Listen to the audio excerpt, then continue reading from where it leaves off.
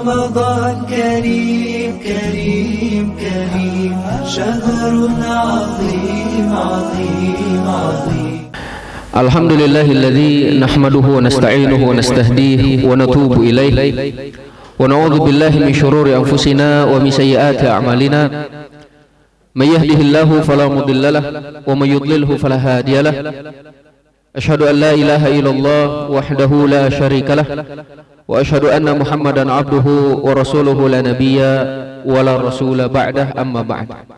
Al-ikhwah hafizakumullah. Alhamdulillah kembali kita dipertemukan Allah Subhanahu wa taala untuk sama-sama menjalankan kewajiban yang telah Allah Subhanahu wa taala tetapkan, dan untuk senantiasa kita isi kehidupan kita, keseharian kita dengan beribadah kepada Allah Subhanahu wa taala. Karena itulah tujuan daripada ibadah kita atau tujuan daripada penciptaan kita adalah untuk ibadah, dan tujuan daripada ibadah agar kita menjadi seorang yang bertakwa. Dan tentu takwa inilah yang akan menyelamatkan kita dari panasnya api neraka. Sehingga takwa adalah dengan menjadikan pelindung antara diri kita dengan azab Allah Subhanahu wa taala. Kita menjadikan benteng yang sangat tebal dan sangat kokoh yang akan menghalangi kita, menyelamatkan kita dari panasnya api neraka.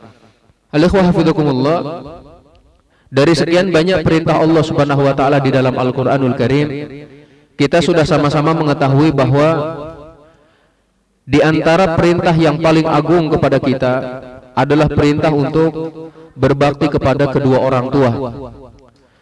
Dan masalah berbakti pada orang tua sering kita sampaikan baik di kelas ataupun dalam pertemuan-pertemuan biasa dengan mahasiswa. Maka pada kesempatan kali ini kita tidak akan membahas secara rinci apa itu berbakti kepada kedua orang tua, baik dari sisi dalil ataupun dari contoh dari kalangan para ulama terdahulu yang soleh.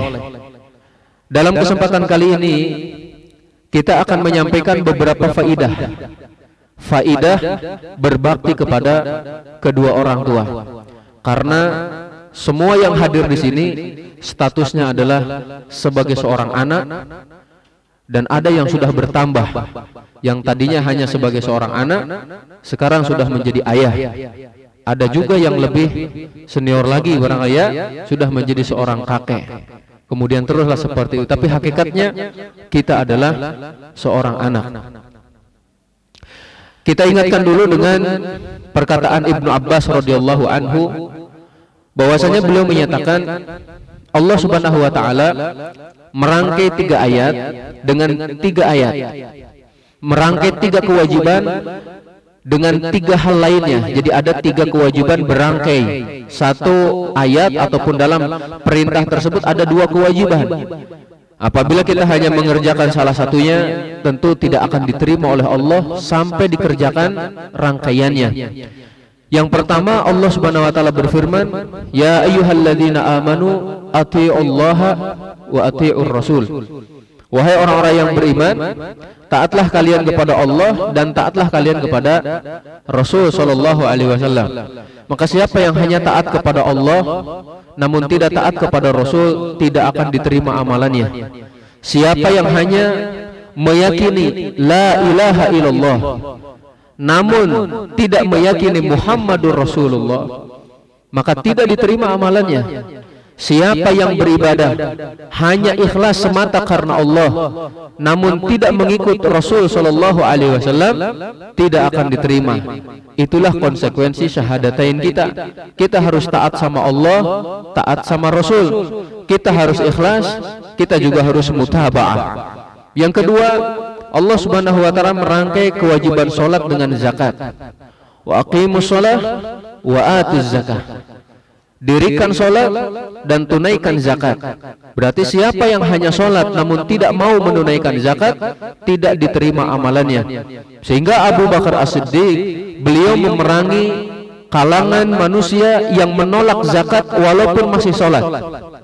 Awalnya Umar bin Khattab radhiyallahu anhu memberikan pandangan, wahai Abu Bakar, apakah engkau akan memerangi manusia yang masih mendirikan sholat?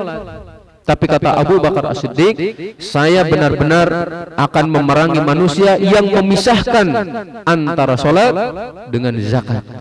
Dua kewajiban itu tidak bisa dipisahkan. Makanya alikhwah hafizakumullah, dirikan sholat, tunaikan zakat. Yang ketiga, Allah Subhanahu wa taala berfirman, anishkurli wali walidaika. Hendaklah kalian bersyukur kepadaku, kata Allah, dan juga kepada kedua orang tua kalian. Berarti siapa yang hanya bersyukur pada Allah namun tidak berbakti pada orang tua, tidak akan diterima amalannya. Atau dengan kata lain, siapa yang pandai beribadah kepada Allah namun dia berdurhaka kepada orang tuanya, maka tidak diterima juga amalan-amalannya. Alikhwah hafizakumullah, mumpung saya ingat, ada seorang syekh ya yang menyatakan dulu Fir'aun diakhirkan azabnya oleh Allah Subhanahu wa taala. Jadi tidak langsung dilelepin ke lautan, ataupun juga tidak langsung dibinasakan dengan dikirimkan contohnya angin taufan, puting beliung dan lainnya, tapi diakhirkan. Ada yang menyatakan Fir'aun diakhirkan untuk mendapatkan azab itu karena semasa hidupnya Fir'aun berbakti sama orang tuanya. Ketika orang tuanya sudah meninggal, nah lanjutlah dihukum oleh Allah ya. Jadi Allah membalas kebaikannya di dunia. Itu bagi orang kafir. Orang kafir itu kalau berbuat baik, balasannya di dunia. Di akhirat nggak ada sisa lagi. Alhamdulillah. Nah, dari perkataan tadi kita mengetahui bahwa berbakti kepada orang tua adalah kewajiban yang sangat agung yang diberikan kepada kita. Nah, sekarang apa sih faidah daripada berbakti kepada kedua orang tua? Yang pertama, alikhwah hafizakumullah, berbakti kepada kedua orang tua merupakan syiar agama yang paling agung dan juga merupakan ketaatan yang paling mulia. Kemudian juga ibadah yang mendekatkan kepada Allah Subhanahu wa taala dan bahkan termasuk kewajiban yang sangat ditekankan. Kita sama-sama mengetahui juga bahwa Islam memiliki syiar. Dan syiar itu, jadi nanti kalau kita pelajari ada syiar ya, ada disar katanya. Jadi syiar itu kata Syekh As-Sa'di, a'lamuddin ad-dhahirah. Simbol-simbol agama yang nampak.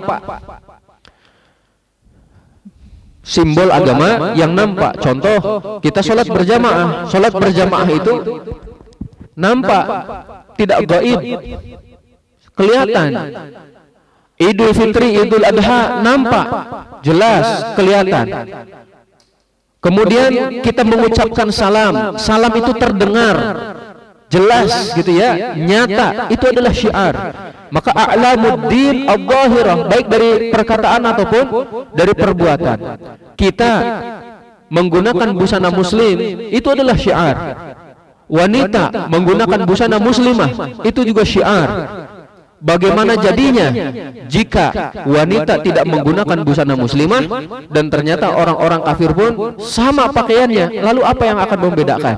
Nah, itu adalah syiar. Termasuk di dalamnya adalah azan. Azan juga adalah syiar Islam. Ya, alikhwah hafizakumullah.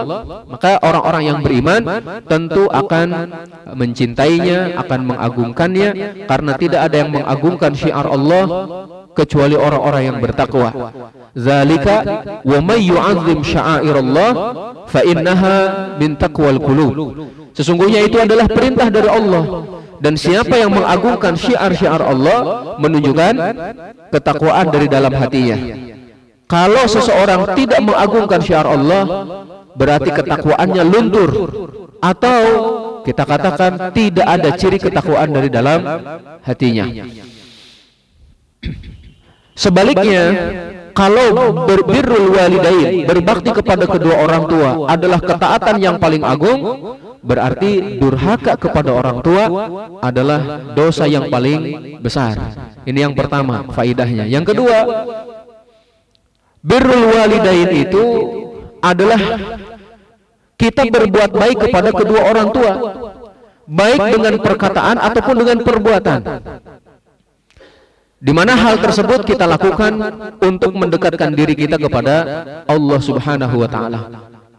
Maka yang dinamakan dengan ibadah itu bukan hanya sekedar ibadah mahdhah, bukan sekedar ibadah yang langsung kita kerjakan, contohnya, dan ditujukan secara perbuatan ini, contohnya seperti sholat, seperti zakat, puasa.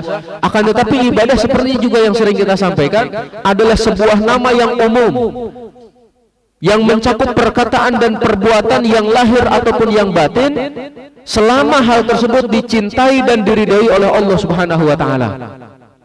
Ketika kita berkata kepada orang tua dengan tutur kata yang sangat lembut, sopan santun, memilih kata-kata yang paling baik, karena kita katakan ini adalah ibadah, maka Allah akan memberikan pahala kepadanya. Jadi berbuat baik kepada kedua orang tua adalah dengan mengerjakan perbuatan-perbuatan istimewa, perbuatan-perbuatan mulia, baik juga dengan perkataan ataupun perbuatan yang ditujukan untuk mendekatkan diri kepada Allah Subhanahu wa taala. Sebagai contoh, kita memuliakan mereka berdua, kita selalu beradab kepada mereka berdua, menjaga mereka berdua, ya, mentaati mereka berdua selama tidak dalam kemaksiatan. Ada seseorang yang tidak mau menyelonjorkan kakinya di hadapan orang tua. Ketika ditanya, kenapa engkau tidak melakukan hal seperti itu? Beliau menyatakan, karena menurut saya itu enggak sopan. Dikhawatirkan termasuk durhaka kepada orang tua. Itu pada orang tua, ya. Nah sekarang kalau bagi mahasiswa ketika di pesantren, coba praktekkan terhadap guru gitu, ya. Kalau lagi di hadapan guru, ya jangan nyelonjoran kaki. Ya, ini lagi pengajian, alhamdulillah nggak ada nih. Saya tidak nyinggung, ya, nabrak aja. Nah, yang ketiga, ketika tadi kita sudah menyampaikan bahwa birrul walidain termasuk syiar agama yang paling agung, maka kita sampaikan di faidah yang ketiga, Allah Subhanahu wa taala menggandeng kewajiban berbakti kepada orang tua dengan kewajiban beribadah kepada Allah Subhanahu wa taala. Dan ini menunjukkan sebesar-besarnya perintah dari Allah Subhanahu wa taala. Allah Subhanahu wa taala berfirman dalam surat Al-Isra ayat yang ke-23, "Wa qada rabbuka alla ta'budu illa iyyah wa bil walidaini ihsana." Tuhanmu telah menetapkan jangan sampai kalian menyembah kecuali hanya kepadanya, dan hendaklah kalian berbuat baik kepada kedua orang tua. Jadi dekat sekali kewajiban beribadah kepada Allah, langsung setelah itu berbuat baik kepada kedua orang tua. Sehingga dikatakan bahwasanya Allah memiliki hakul ijad. Allah yang telah mengadakan kita, menciptakan kita. Dan orang tua, khususnya adalah ibu, memiliki hak al-ilad. Ibu memiliki hak karena dia yang telah melahirkan kita. Sehingga dikaitkan tadi, wa qada rabbuka alla ta'budu illa iyyah, langsung wa bil walidaini ihsana. Dalam ayat lain surat An-Nisa, wa'budullaha wa la tusyriku bihi syai'a wa bil walidaini ihsana.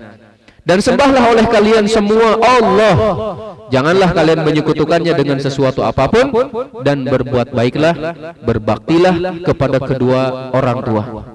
Nah yang keempat ini dirangkai lagi, ya, ataupun diurai lagi, dan tadi sebenarnya sudah disinggung.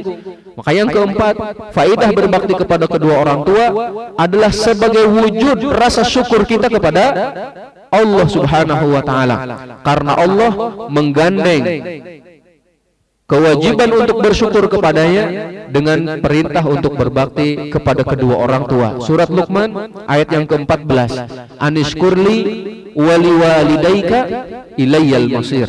Hendaklah kalian bersyukur kepadaku, kata Allah, bersyukur dengan lisan, bersyukur dengan hati, bersyukur dengan anggota badan. Syukur, ya, kita ungkapkan dengan ucapan alhamdulillah. Di dalam hati kita ada rasa cinta. Di dalam hati kita ada rasa tunduk. Di dalam hati kita ada rasa harap dan juga ada rasa takut. Yang kemudian dibuktikan dengan perbuatan, kita gunakan kenikmatan-kenikmatan tersebut dalam rangka menjalankan ketaatan kepada Allah Subhanahu wa taala. Dan sebesar-besar ketaatan salah satunya adalah berbakti kepada kedua orang tua. Anishkurli wali walidaika ilayyal masir. Yang kelima, birrul walidain merupakan wasiat Allah kepada hamba-hambanya. Kita semua adalah hamba Allah, dan harus difahami kalau kita hamba maka kita harus siap untuk diperintah. Kalau ada hamba tapi ternyata selalu membangkang ketika diperintah, apakah dia akan berubah? Ya, berubah manzilahnya ataupun kedudukannya dari seorang hamba menjadi yang lainnya? Kan tentu tidak. Karena itu jangan kita rusak status kehambaan kita dengan memperbanyak kedurhakaan. Ya, jangan sampai itu. Kita justru poles, kita kemudian hiasi kehambaan tersebut adalah dengan menjalankan perintah-perintah Allah dan juga Rasulnya, dan juga kita tinggalkan apa-apa yang Allah dan Rasulnya larang gitu ya. Dan karena sesungguhnya derajat yang paling tinggi di hadapan Allah adalah ketika seseorang sudah menjadi hamba. Ini juga di mahasiswa sering disampaikan. Allah menurunkan Al-Qur'anul Karim kepada Nabi Muhammad SAW. Rasul disifati sebagai hamba. Alhamdulillahilladzi anzala ala abdihil kitab wa lam yaj'al lahu 'iwaja qayyima. Jadi segala puji bagi Allah yang telah menurunkan Alkitab, yaitu Al-Qur'an, kepada hambanya, disebut sebagai hamba. Allah tidak berfirman alhamdulillahilladzi anzala ala rasulihil kitab, contohnya, kan tidak, tapi alhamdulillahilladzi anzala ala abdihil kitab. Kemudian ketika Isra dan Mi'raj, kejadian yang sangat luar biasa, Allah menyatakan subhanalladzi asra bi'abdihi laila minal masjidil haram ilal masjidil aqsa alladzi barakna haulahu linuriyahu min ayatina. Jadi Allah menyebutnya juga adalah dengan karakter sebagai hamba. Allah Subhanahu wa taala juga menyebut Rasul sallallahu alaihi wasallam sebagai hamba ketika beliau menunaikan salat. Wa annahu lamma qama Abdullah yad'uhu kadu yakununa alaihi libada. Dalam surat Al-Jin ini ya. Jadi ketika ada hamba Allah yang sedang berdiri untuk sholat, ternyata jin itu hampir datang dengan mengerumuninya dengan jumlah yang begitu banyak. Nah, ini dengan hamba. Ketika Allah menantang orang-orang kafir untuk mendatangkan yang semisal dengan Al-Qur'anul Karim, Allah juga memberikan sifat kepada Rasul sallallahu alaihi wasallam dengan hamba. Qul in kuntum fi raibin mimma nazzalna ala abdina. Jadi kalau kalian masih ragu dengan apa yang telah kami turunkan kepada hamba kami, maka datangkanlah satu surat yang semisal. Ya. Sebelumnya diminta 10 surat yang semisal dalam surat Yunus dia. 10 surat, qul fa'tu bi asyri suwarin mithlihi muftarayat. Atau datangkan yang semisal dengan Al-Qur'an. Ini yang pertama. 30 juz 114 surat. Enggak bisa 10 surat saja. Enggak bisa juga 1 surat saja. Dan 1 surat yang paling pendek di dalam Al-Qur'anul Karim terdiri dari 3 ayat. Itu adalah surat apa? Surat yang 3 ayat saja. Al-Kautsar, terus Al-Asr, satu lagi. Boleh pulang deh yang itu. Setelah selesai. Satu lagi ayo. Enggak ketemu surat An-Nasr. Jadi dihafalin itu. Mahasiswa masa enggak tahu ya? 3 surat itu kan paling banyak. Coba datangkan 1 surat yang terdiri dari 3 ayat saja. Ternyata enggak bisa juga. Ya. Kembali lagi ke pembahasan kita, al-ikhwah hafizakumullah, bahwasannya birrul walidain adalah salah satu wasiat dari Allah Subhanahu wa taala. Ya, yang berarti yang keberapa ini? Yang kelima, birrul walidain merupakan wasiat Allah Subhanahu wa taala kepada hamba-Nya. Wa wasainal insana biwalidayhi ihsana. kami telah mewasiatkan kepada manusia agar berbuat baik kepada kedua orang tuanya. Ini wasiat dari Allah. Dan biasanya ketika kita sebagai hamba memberikan wasiat kepada anak-anak kita, contohnya kepada saudara-saudara kita, teman-teman kita, tentu wasiatnya yang sangat baik dan sangat istimewa. Maka ini adalah wasiat dari Allah. Wasiat dari Allah itu di dalam Al-Quranul Karim ada yang langsung disebutkan dengan takwa, tapi juga dikaitkan dengan berbakti kepada kedua orang tua. Kalau Allah Subhanahu wa taala sudah berwasiat agar kita melaksanakan birrul walidain, berarti pada hari kiamat kelak Allah Subhanahu wa taala akan meminta pertanggungjawaban dari kita, sudahkah kita melaksanakan birrul walidain? Kita akan ditanya, semuanya akan ditanya, bagaimana sikap kalian terhadap orang tua? Maka mahasiswa, ingat-ingat ini ya, likhwafidakumullah, antum berada di sini sebagai wujud juga antum berbakti kepada mereka. Maka sungguh-sungguhlah buktikan kepada mereka bahwa antum adalah seorang anak yang benar-benar berbakti kepada mereka. Ketika antum pulang, antum sampaikan kabar gembira, wahai umi, wahai abi, alhamdulillah saya sudah hafal Al-Quran. Bagaimana perasaan mereka coba? Ketika berangkat ke Al-Islam baru hafal 2 juz, ataupun bahkan ada yang masih terbata-bata barangkali ya. Maka ketika pulang bacaannya sudah lancar, bacaannya sudah standar internasional, hafalannya full 30 juz. Masya Allah. Orang tua nangis bahagia.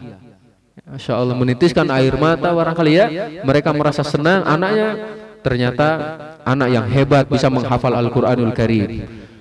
Alikhwah hafizakumullah, dan juga kita tahu ya bahwasanya orang yang menghafal Al-Quran kan pilihan Allah, menjadi keluarga Allah. Mau nggak jadi keluarga Allah? Nah itu ya, menjadi para penghafal Al-Quran, pengemban Al-Quranul Karim.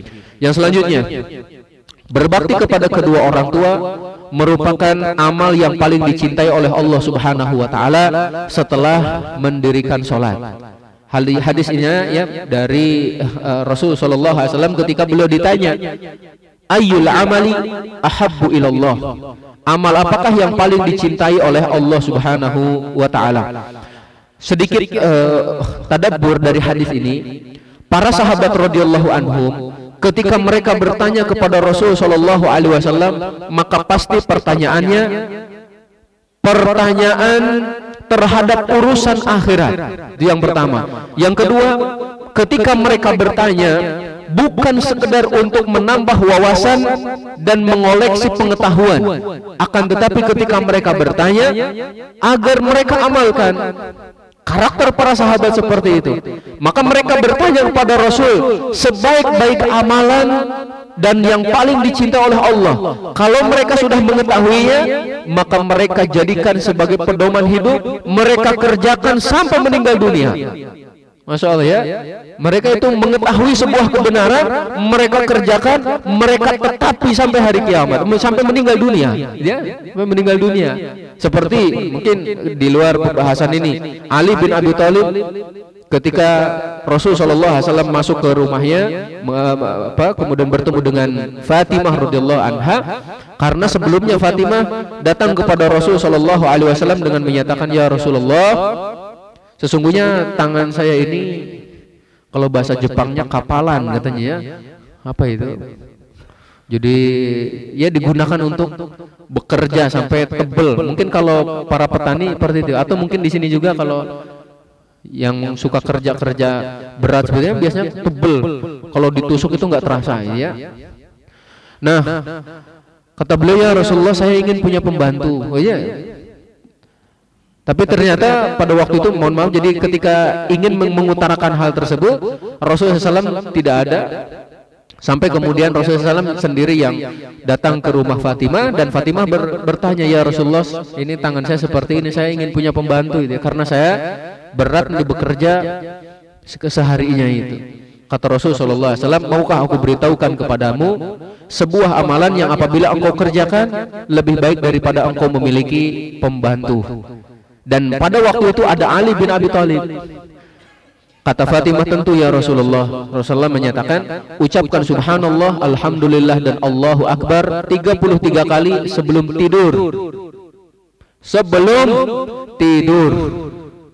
Kalau kita kan selalu setiap selesai sholat. Nah sekarang ditambah sebelum tidur. Subhanallah 33, Alhamdulillah 33, Allahu Akbar 34. Jadi 100 sebelum tidur. Kata Ali bin Abi Thalib, semenjak saya mendengar hadis tersebut, saya tidak pernah meninggalkannya. Semenjak didengar nggak pernah ditinggalkan. Maka perbedaan kita dengan para sahabat sedikit katanya ya.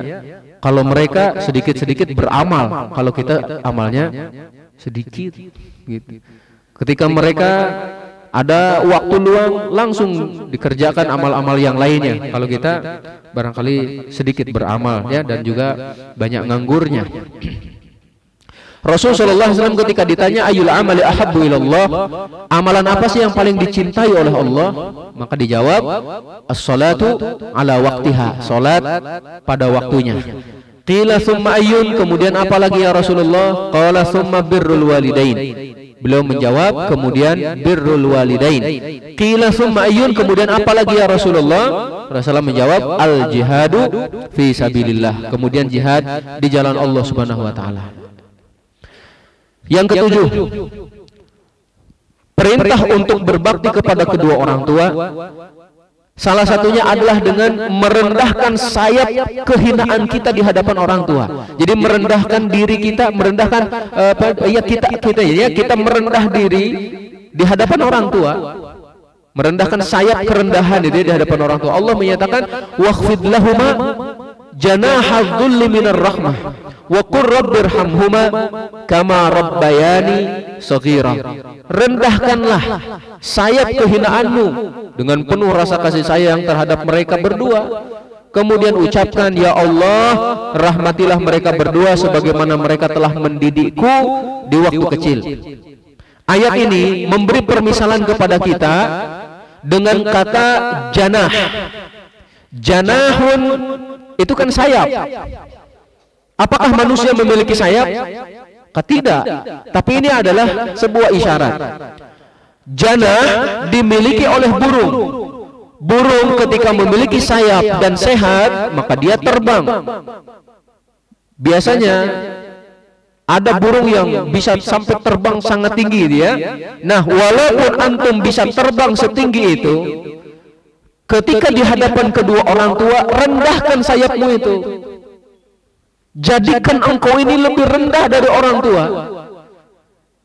Dengan kata lain gini, walaupun jabatanmu sudah mencapai puncaknya, anggaplah kalau di Indonesia sudah jadi presiden, kalau di negara luar barangkali menjadi raja, ataupun juga perdana menteri dan lainnya, tapi di hadapan orang tua, engkau seorang anak kecil. Waqfid lahuma janahadz dzulli minar rahmah wa qur rabbirhamhuma kama rabbayani shaghira. Apalagi kalau antum sebagai hufadzul Quran, jangan sampai pulang-pulang ke rumah, ayah aku hafidul Quran ya, saya akan menasihatimu contohnya ya. Kalaupun mau menasihati dengan kata-kata yang lemah lembut gitu ya, dengan cara-cara yang tidak seperti menggurui lah kalau kepada orang tua itu. Urwah ibn Zubair radhiyallahu anhu, beliau pernah Urwah ibn Zubair rahimahullah taala, beliau menyatakan kalau kedua orang tua sedang marah, kata beliau ya, jangan engkau lihat matanya. Kenapa? Tambah marah nanti. Maka nanti kalau ada orang tua sedang marah, nunduk aja. Jangan malah ditambah dengan memandang mereka dengan pandangan yang tajam, setajam silet contohnya. Jangan. Tunduk aja, tunduk. Nah sekarang kalau di sini berarti nanti antum kalau dimarahi sama ustadz, nunduk. Jangan dibalas melototin ustadznya. Itu nanti tambah marah nantinya ya. Begitu juga pada orang tua. Nah, Sa'id Ibn Musayyib beliau menyatakan wa qul lahum qawlan karima, jadi membacakan firman Allah Subhanahu wa taala, katakan kepada kedua orang tua itu perkataan yang sangat baik, perkataan yang sangat mulia, yaitu adalah seperti perkataan seseorang yang melakukan kesalahan di hadapan tuannya. Coba bayangkan, kita sebagai rakyat biasa melakukan kesalahan kepada seseorang yang memiliki kedudukan tinggi, kemudian kita akan meminta maaf, tentu adalah dengan perkataan yang sangat pelan, sopan santun ya, lemah lembut, dengan perkataan yang menunjukkan bahwa kita benar-benar salah. Nah, coba dalam perkataan kita di kesehariannya kepada kedua orang tua itu seperti itu. Jangan meninggikan suara, apalagi terkandung kata-kata yang keji dan kotor kepada orang tua itu.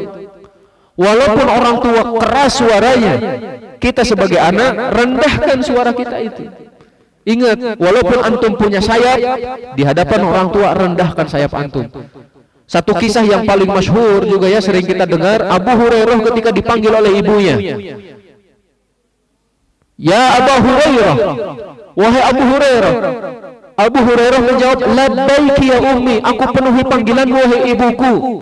Tiba-tiba Abu Hurairah beristighfar dan bertaubat kepada Allah. Beliau menyatakan, ya Allah, aku mohon ampun kepadamu dan aku bertaubat karena barusan saya telah mengangkat suara lebih tinggi daripada suara ibuku. Akhirnya beliau pergi ke pasar memerdekakan dua hamba sahaya dengan menyatakan, karena saya telah mengangkat suara lebih tinggi daripada suara ibu, maka saya merdekakan dua hamba sahaya ini sebagai kafarohnya. Coba ya, itu juga kita semua diajarkan seperti itu. Selanjutnya, pelajaran yang ke-8, berbakti kepada kedua orang tua, menjaga mereka berdua, termasuk jihad di jalan Allah Subhanahu wa taala. Hadisnya, ketika datang seorang sahabat dari Yaman ke Madinah, kan lumayan itu.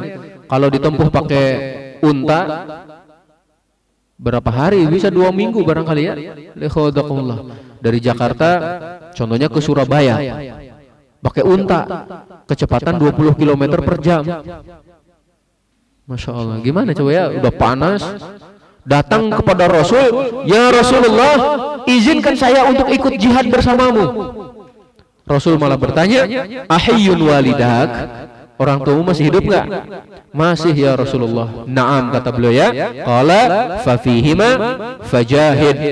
Nah, terhadap mereka berdua kamu berjihadlah, berjihad untuk berbuat baik kepada mereka, untuk berbakti kepada mereka berdua. Hadis ini diriwayatkan oleh Imam Bukhari dan juga Imam Muslim. Faidah selanjutnya. Faidah ke berapa ini mahasiswa? Mau ke 9, mau ke 10, 11 bolehlah. Tapi kalau kurang dari itu berarti nggak memperhatikan.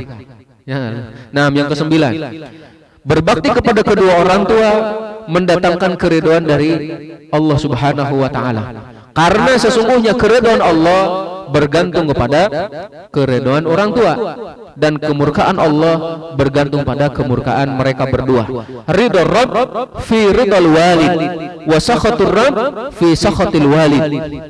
Keridhaan Allah berada pada keridhaan orang tua, dan kemurkaan Allah berada pada kemurkaan orang tua. Hadis riwayat Imam At-Tirmidzi di dalam Sahihul Jami'. Yang ke-10, birrul walidain merupakan salah satu pintu surga terbesar. Saya ulangi, birrul walidain merupakan salah satu pintu surga terbesar. Di dalam hadis Rasul Shallallahu Alaihi Wasallam bersabda, al walidu awsatu abwabil jannah. Itu surga yang paling tengah, maksudnya paling besar. Hadis ini diriwayatkan oleh Imam At-Tirmidzi, Ibnu Majah, dan juga ini disebutkan di dalam Sahihul Jami' ya, At-Tirmidzi ini. Alaihi. Maka jangan sia-siakan keberadaan mereka berdua. Ini pintu surga kita, ikhwah. Ketuklah pintu surga tersebut agar kita memasukinya. Maka benar kata Rasul sallallahu alaihi wasallam, raqima anfun, summa raqima anfun, summa raqima anfun. Apa kata raqima ini ya? Celaka, celaka, celaka. Walaupun ada yang mengartikan secara saklek, rogima itu katanya tercoreng hidungnya. Kalau hidung seseorang sudah tercoreng, ada nggak mahasiswa yang pernah dihukum sama Ustaz dicorengin hidungnya itu? Kan belum ada ya. Dan tidak ada di sini. Kalau di sini nggak ada. paling hukumannya suruh ngafalin surat Al-Baqarah 1 kali duduk gitu ya, ataupun suruh apa lagi yang antum pernah suruh murojaah 5 juz ya sekali duduk ya, itu hukumannya di sini. Nah, ketika seseorang sudah tercoreng hidungnya jadi belang, itu kan menjadi aib. Maka kata Rasul sallallahu alaihi wasallam, sungguh celaka seseorang, celaka dan celaka sampai disebutkan 3 kali. Ditanya, ya Rasulullah, siapa itu yang celaka? Kata Rasul sallallahu alaihi wasallam, salah satunya man adraka abawaihi indal kibar ahaduhuma aw kilaihima falam yadkhulil jannah. Siapa yang bertemu dengan kedua orang tuanya ketika mereka dalam usia lanjut atau dengan salah satunya, baik semuanya atau salah satunya, namun dia tidak masuk ke dalam surga, berarti tidak mengerjakan perbuatan yang menyebabkannya masuk surga, dan perbuatan itu adalah birrul walidain. Celaka. Sebagian orang malah justru mencari pintu-pintu surga yang sangat jauh, padahal di hadapannya ada pintu surga yang paling besar. Keliru juga seperti itu ya, ikhwallah. Ada seseorang datang kepada Rasul sallallahu alaihi wasallam. Kalau tadi disebutkan di atas salah satunya adalah seorang sahabat dari Yaman. Ini ada riwayat lain, riwayat Imam An-Nasa'i yang dihasankan oleh Syekh Al-Albani. Seseorang datang kepada Rasul sallallahu alaihi wasallam, dia ingin jihad. Rasul sallallahu alaihi wasallam bertanya, "Hal laka min ummin?" Ibumu masih hidup enggak? Kalau diterjemahkan, kamu punya ibu, ya pasti jawabannya punya. Ya pasti punya itu. Ini oke.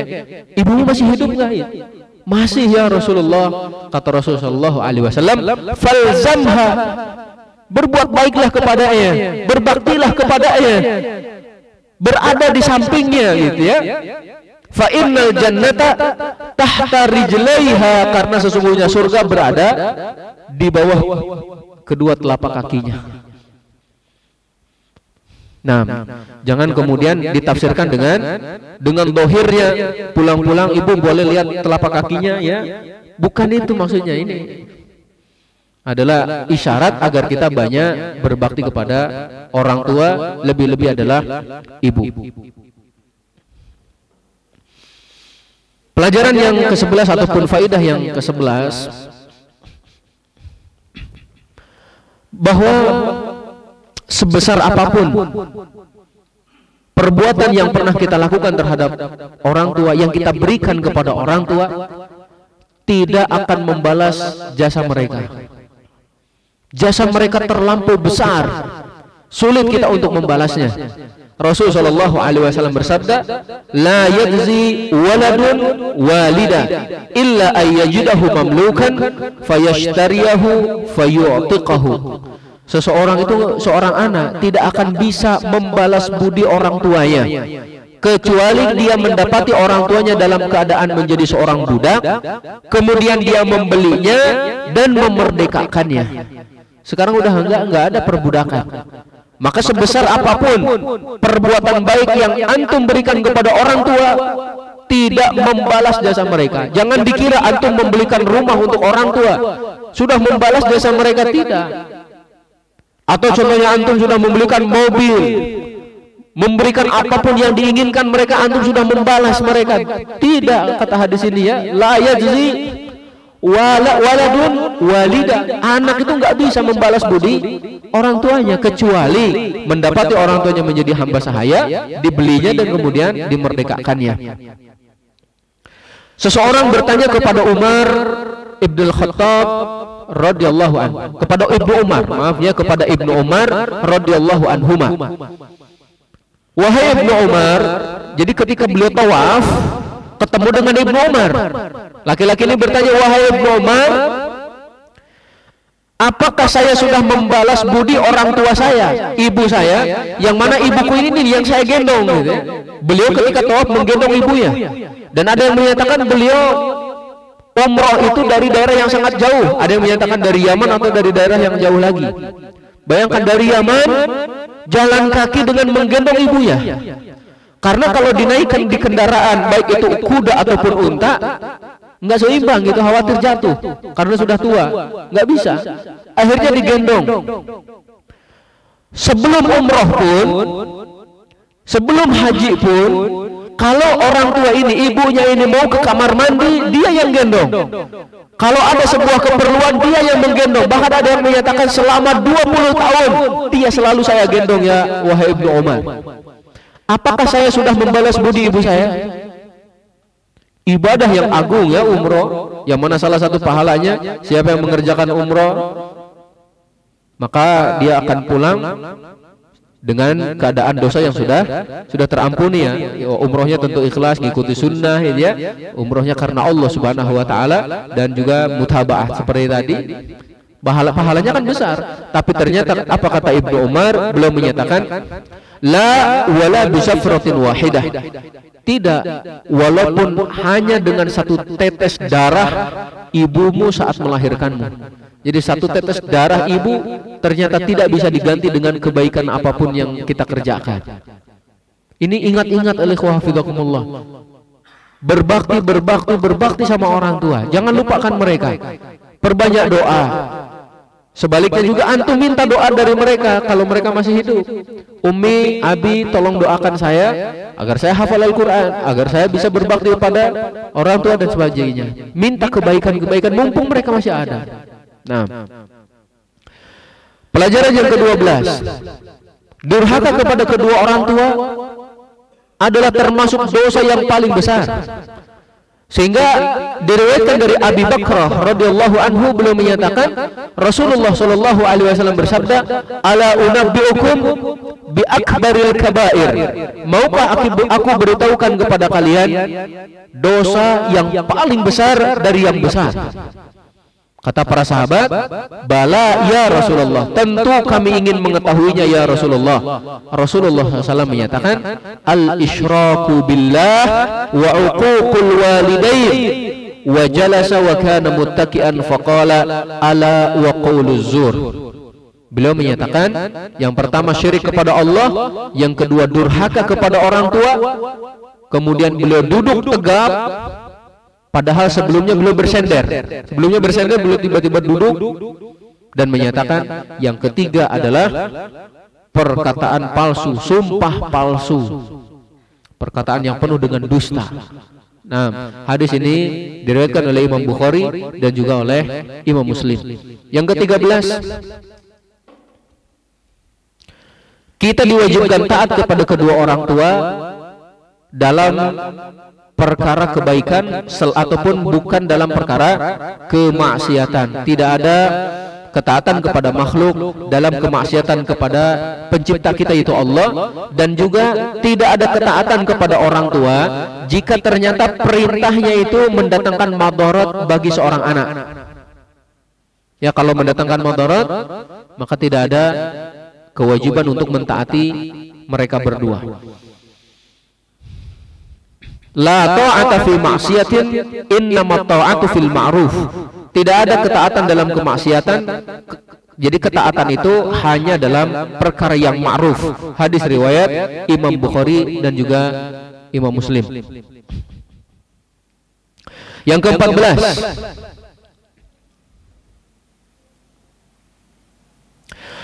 jika ada dua kewajiban ataupun jika berbenturan antara ketaatan kepada kedua orang tua dengan menjalankan kewajiban, maka yang didahulukan adalah menjalankan kewajiban. Seperti tadi ya, kalau ada orang tua memerintahkan sesuatu tapi ternyata berbenturan dengan datangnya waktu sholat berjamaah, maka sholatlah berjamaah terlebih dahulu.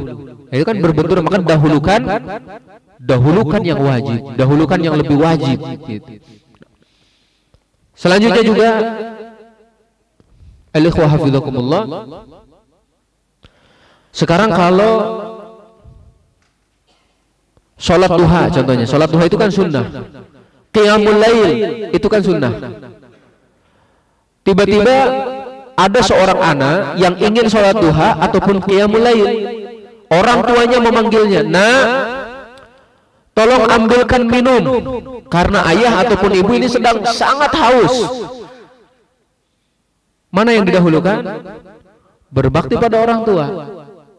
Salat duha itu sunnah, qiyamul lail juga sunnah, berbakti kepada orang tua wajib. Jadi kalau ada dua perkara yang berseberangan ataupun bertolak belakang, dahulukan yang wajib, termasuk dalam ketaatan kepada kedua orang tua. Dulu ada seorang tabi'in, Ibnu Al-Munkadir. Ibnul Munkadir ini punya saudara namanya Umar. Bukan Umar bin Khattab, karena dia ini tabi'in. Oh, punya saudara namanya Umar. Semalaman penuh Umar ini qiyamul lail, sedangkan saudaranya itu Ibnul Munkadir selama semalaman suntuk memijit ibunya. Ibunya dipijit seperti itu. Ketika datang waktu pagi, Ibnul Munkadir menyatakan, demi Allah, pahala saya lebih menyenangkan hatiku daripada pahala adik saya yang qiyamul lail semalaman penuh. Qiyamul lail sunnah, berbakti pada orang tua wajib, dan kemungkinan pada waktu itu orang tuanya sedang sakit, diurus, dipijitin. Antum pernah nggak mijit orang tua? Masya Allah. Nanti pulang-pulang, nanti lebaran pijitin ya masih ada ini. Sini ayah itu saya pijitin, kok tumben-tumbenan ya udah dengerin ceramah gitu ya, dipijitin kepalanya ya, masya Allah. Nah, pelajaran selanjutnya ataupun faidah selanjutnya dari berbakti kepada kedua orang tua, jika perintah dari orang tua itu mengandung maslahat dan manfaat bagi seorang anak, tidak ada kemudaratan di dalamnya, maka jangan sampai kita menolak perintah tersebut, karena sudah jelas ada manfaatnya dan tidak ada kemudaratan bagi kita, maka segera laksanakan. Nah, akan tetapi kalau ternyata perintah dari orang tua atau larangan dari orang tua ternyata justru malah menghalangi dari maslahat yang akan didapat oleh seorang anak, atau malah menjerumuskan kepada madarat bagi anak, maka tidak ada ketaatannya. Nah, tidak ada ketaatan bagi mereka itu jika seperti tadi keadaannya.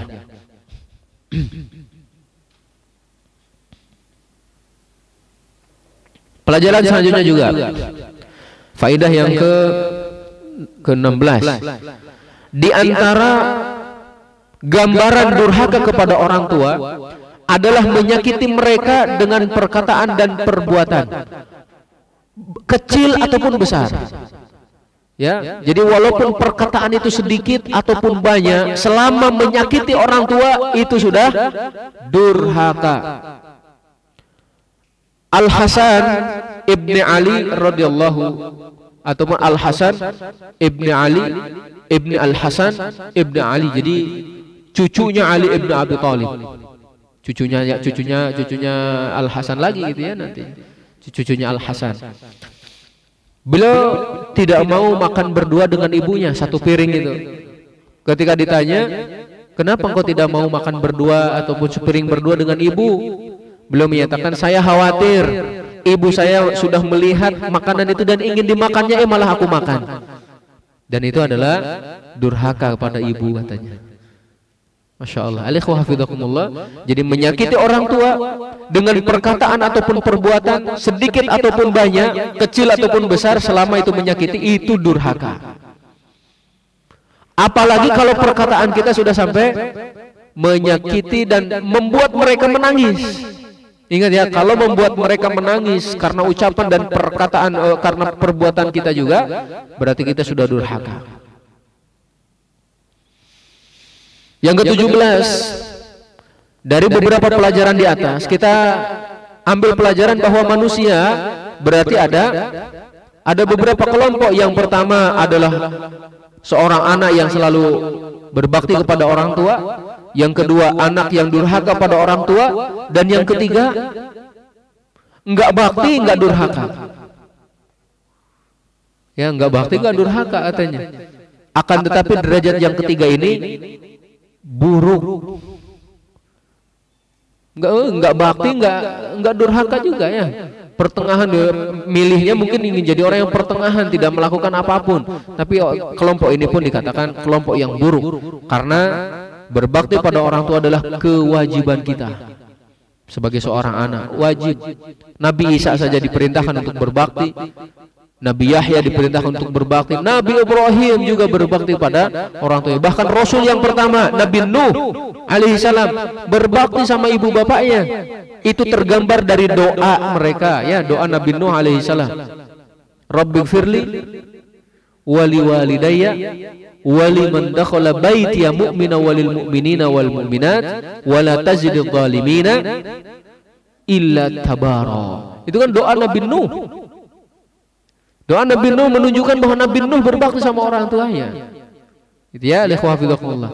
Nah, pelajaran yang selanjutnya juga yang ke-18, apakah kita diperintahkan untuk meminta izin kepada orang tua dalam segala sesuatu? Segala hal kita harus minta izin.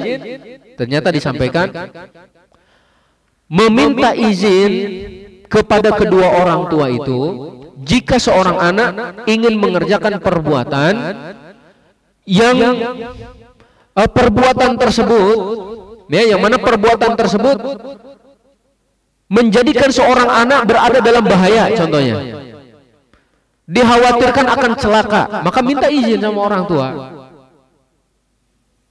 Dikhawatirkan dia akan meninggal dunia, contoh gitu ya. Sampai dalam masalah jihad pun, dalam jihad yang fardu kifayah, tetap harus minta izin kepada kedua orang tua. Adapun dalam perkara-perkara kecil, maka sebagiannya tidak perlu meminta izin. Contoh nih, kalau ada seorang anak ingin safar jauh dari daerah tempat tinggalnya, itu kan dikhawatirkan dirinya akan mendapatkan madarat, itu minta izinlah sama orang tua. Ayah, ibu, saya izin mau bepergian, mau safar dari Indonesia ke Yaman, contohnya kan jauh, minta izin sama orang tua. Atau antum dari mana, contohnya dari Sumatera ingin ke Makassar, jauh, minta izin dan sebagainya. Intinya sesuatu yang menjadikan seorang anak itu khawatir, ya, terjerumus dalam kemadharatan, minta izinlah sama orang tua. Akan tetapi dalam menjalankan kewajiban-kewajiban yang sifatnya fardu ain, tidak ada kewajiban meminta izin. Mau sholat wajib 5 waktu di masjid nggak perlu minta izin, berangkatlah ke masjid, ya. Atau mau haji, contohnya haji yang wajib itu, berangkatlah itu ya, tapi tetap ngasih tahu itu pada orang tua tentunya, ya. Masa nggak dikasih tahu? Nah, bahkan ada juga yang menyatakan tidak perlu minta izin kepada kedua orang tua jika ingin melakukan perkara-perkara yang mubah. Tapi ingat ya, ikhwah, orang tua itu kan sudah banyak pengalamannya. Kita tetap bermusyawarah dengan mereka. Contoh, beli rumah itu kan mubah, gak perlu minta izin sama orang tua. Tapi alangkah baiknya musyawarah. Nanti mereka akan memberikan pandangan. Kenapa Anda membeli rumah di sini? Ya, tidakkah kau membeli rumah di daerah sana, contohnya, dengan pertimbangan ini dan itu. Mereka sudah lebih banyak pengetahuannya. Beli mobil, contohnya, itu juga nggak apa-apa, antum nggak izin nggak apa-apa. Akan tetapi alangkah baiknya musyawarah, minta pertimbangan. Nah, yang ke-19, apakah ketika kita akan safar harus selalu minta izin? Setiap kali mau safar minta izin pada orang tua? Maka dinyatakan, alaikumullah, jika kedua orang tua memang belum membutuhkan tenaga kita, contohnya, ataupun mereka anggaplah masih muda, masih kuat untuk menjaga mereka berdua, ya, menjaga bapak mengurus diri mereka sendiri, maka dikatakan tidak perlu tidak perlu meminta izin. Jadi kalaupun ada seseorang yang melakukan safar seperti itu, tidak dikatakan uququl walidain. Tapi ingat sekali lagi ya, walaupun tidak dikatakan uququl walidain, berdurhaka sama orang tua, tetap harus ngabarin, masa nggak ngabarin? Khawatirnya tiba-tiba antum nggak ada, orang tuh kan cemas, dan kecemasan itu yang mengkhawatirkan menjadikan mereka sedih. Akhirnya dengan kesedihan itu kita dianggap durhaka, ya. Nah, kecuali kalau antum barangkali berangkatnya hanya dari Jati Melati ke Jati Rahayu ataupun ke Jati Warna, contohnya hanya dalam hitungan menit, 5 menit, 2 menit, itu ya, dekat seperti itu. Pelajaran selanjutnya juga,